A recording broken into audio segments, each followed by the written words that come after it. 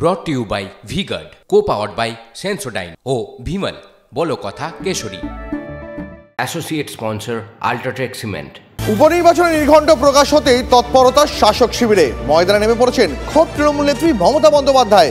আগামী 10ই জুলাই মানিকতলা বিধানসভায় উপনির্বাচন।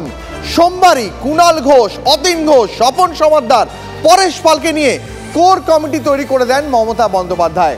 এক দফা বৈঠকও করেন। আজ কোর কমিটির দ্বিতীয় দফার বৈঠক হওয়ার কথা, কিন্তু কেন উপনির্বাচনের দিনক্ষণ ঘোষণার কয়েক ঘন্টার মধ্যেই আসরে নামতে হলো খোদ মুখ্যমন্ত্রীকে? রাজনৈতিক মহলে কান পাতলেই শোনা যাচ্ছে প্রয়াত মন্ত্রী সাধন পাণ্ডে বিধানসভা কেন্দ্রে উপনির্বাচনের জন্য প্রার্থী হতে চান। সাধন পাণ্ডের স্ত্রী এবং মেয়ে দুজনেই।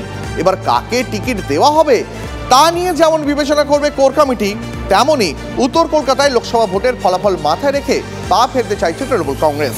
লোকসভা ভোটে মানিকতলা কেন্দ্রে তৃণমূলের প্রার্থী সুদীপ বন্দ্যোপাধ্যায় বিজেপির প্রার্থী তাপস রায়ের থেকে ৩,৫৭৫ ভোটে এগিয়ে রয়েছেন।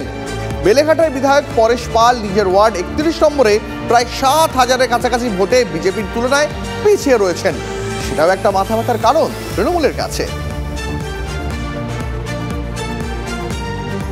এবার তো উপনির্বাচন, এটা তো মমতা বন্দ্যোপাধ্যায় সরকারের প্রতি আরো বেশি আস্থা জানানো। সেই এলাকার মানুষ চাইবেন, উপনির্বাচন এলাকার মানুষ চাইবেন তাদের বিধায়ক সরকার পক্ষের বিধায়ক হোক, যাতে আরো বেশি করে উন্নয়ন, আরো বেশি করে মমতা বন্দ্যোপাধ্যায়ের ভালো কাজগুলি সেই বিধানসভা কেন্দ্রে থাকে। ফলে যতগুলি উপনির্বাচন ততগুলি জয়।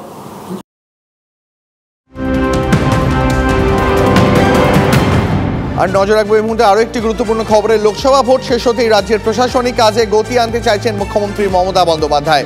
আজ নবান্নে মুখ্যমন্ত্রীর প্রশাসনিক পর্যালোচনা বৈঠক। এই বৈঠকে সকল দপ্তরের মন্ত্রী ছাড়াও থাকবেন শীর্ষ পর্যায়ের আধিকারিকরা। সূত্রের খবর, রাজ্যের বিভিন্ন প্রকল্পের কাজ কি অবস্থায় রয়েছে সেগুলি নিয়ে আলোচনা হবে আজকের বৈঠকে। বিভিন্ন দপ্তরের মন্ত্রী, প্রশাসন ও পুলিশের শীর্ষ কর্তারা এই বৈঠকে থাকবেন।